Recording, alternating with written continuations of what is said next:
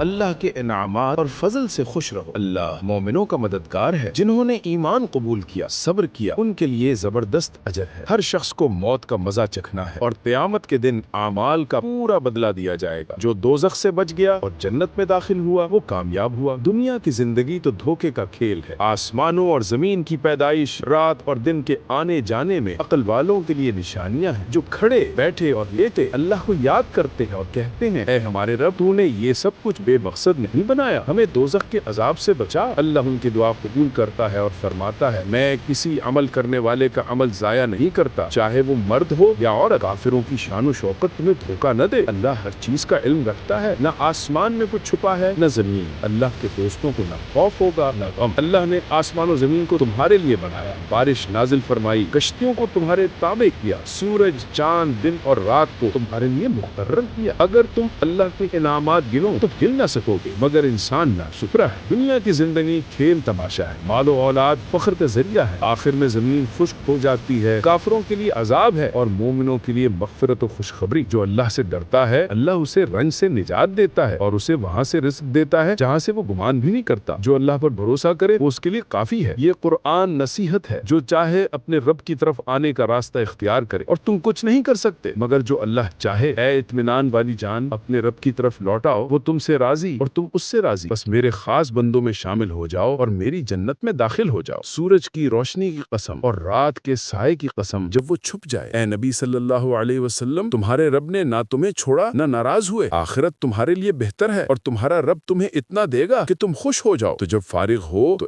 عبادت میں محنت کرو۔